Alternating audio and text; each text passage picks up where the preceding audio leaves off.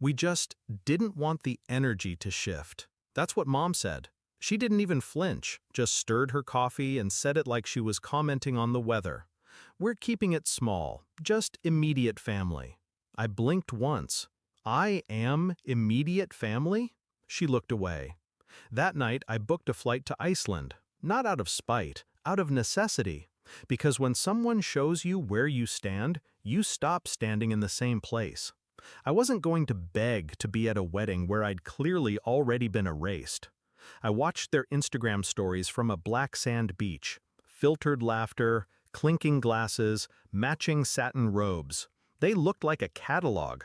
Perfect, curated, hollow. I didn't double tap, didn't message, just watched the faces of people who swore they loved me toast in my absence. It wasn't always like this. Sophie used to sleep in my bed when there was a storm. She once punched a kid in 8th grade for calling me weird. We shared secrets like they were currency. And then somewhere between my college depression and Dad's second stroke, I became inconvenient. Too much. Too honest. Too aware of what they didn't want to talk about. I saw the distance forming years ago. Group texts without me. Family dinners I found out about through tagged photos. At first, I blamed myself. Maybe I was too blunt, too different. But then I saw the pattern. When you stop playing the role they wrote for you, the whole cast turns cold. I didn't tell them I was leaving the country, didn't post, didn't explain. I just vanished into a place where the silence matched my own. 3 days before the wedding, Dad called, or tried to, twice. No voicemail, just missed calls and a third-party message from Aunt Teresa. Your dad's been asking for you. He thinks you're coming. I didn't reply. If they wanted me there, they should have planned like it. The morning of the wedding, my phone rang. Mom. I let it ring. Then Sophie. Then Dad. They left voicemails this time. All 3 voices, frantic, brittle, a little too late. They wanted me to come just for the pictures. Not for the moment, not for the meaning, for the optics. So I did something better. I gave them a show they wouldn't forget. 2 months earlier, I'd started documenting everything. Screenshots of conversations where I was excluded. Photos from events they said never happened. Emails, calendar invites, wedding planning threads that proved they'd chosen this.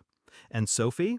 She had told her maid of honor, someone I went to college with, that she didn't want drama energy at her wedding, that I might make it about me. She didn't know that girl still liked me better. She sent me screenshots too. So I compiled a digital scrapbook, not of rage, not even revenge, just receipts, titled The Ghost at the Wedding. I uploaded it to a private link. Then I sent it. To everyone.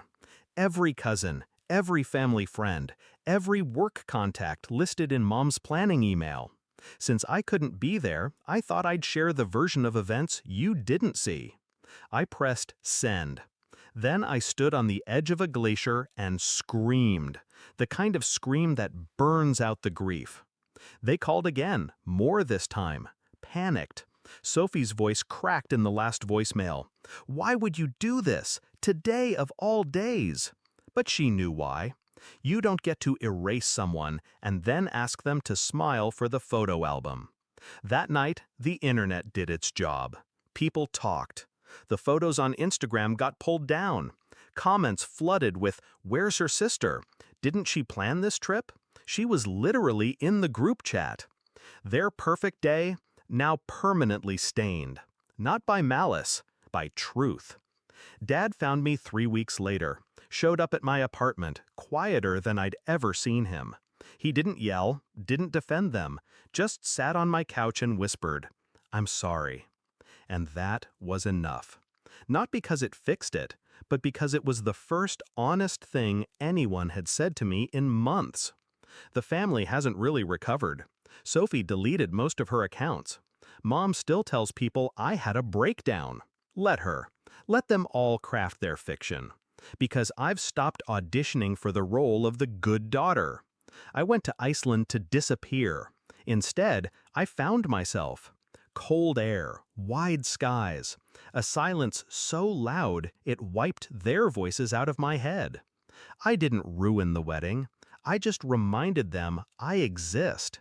And next time they throw a party, they won't forget me, even if I'm not really there. Word count 1003. Let me know if you'd like a continuation, where the family tries to reconcile or retaliate.